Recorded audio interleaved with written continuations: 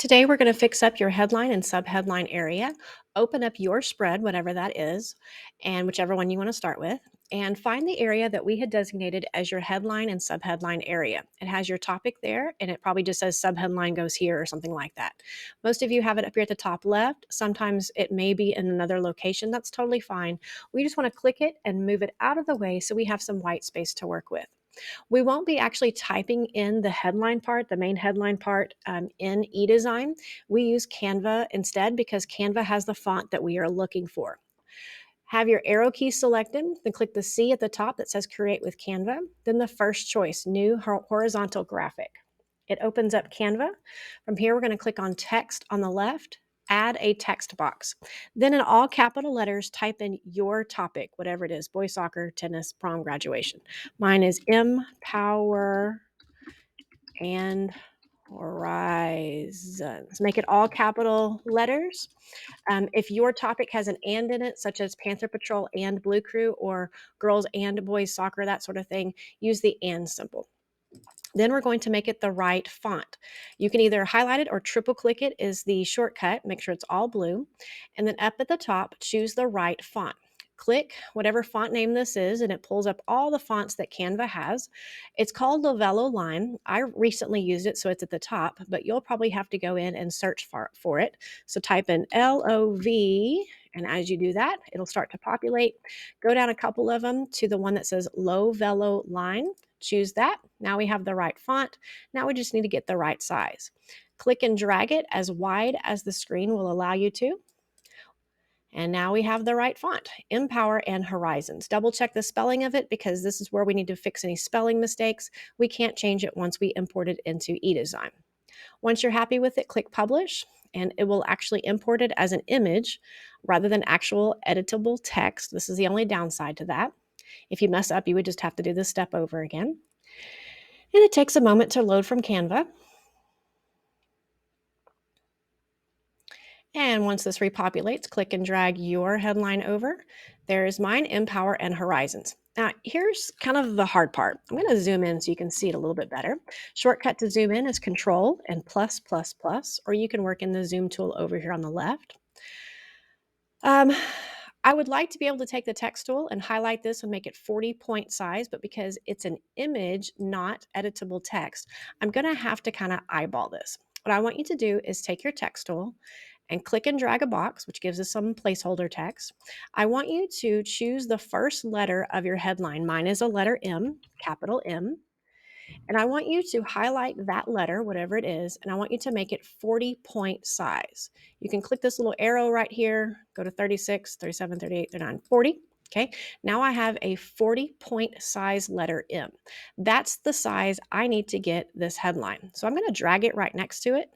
And I'm going to grab the corners, and I'm going to keep making this bigger and bigger until I get it as close to the height of this letter M as possible. Keep clicking and dragging corners bigger and bigger. I'm using my arrows on my keyboard to make this go up and down. There we go. A little bit taller.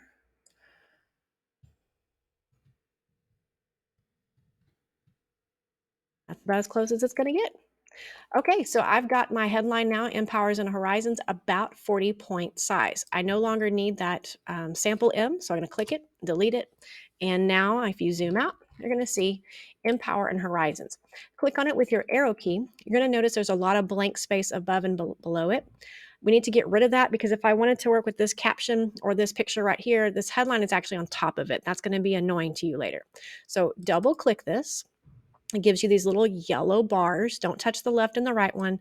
Just bring the top one down. Don't cut anything off, but get pretty close to the letters and do the same thing on the bottom. So we just shrink that image box so that it's not going to get in the way of other stuff later. So there is my headline. Now let's work on our subheadline. The subheadline font is found in eDesign. So I'm going to take my typing tool. I'm going to click and drag a box. And this comes from our assignment the other day where we brainstorm ideas for a subheadline. I don't really have one right now for Empower and Horizon, so I'm just going to make one up really quickly. In the classroom, or whatever your subheadline is. type it in. If you didn't type it in all capital letters, here's a shortcut. Highlight it. Up here at the top, choose the A and A, big A, little a, then choose uppercase. It makes it in all uppercase letters. I need you to highlight that and choose AHJ Urbano Bold. And then I want you to make it 20-point size.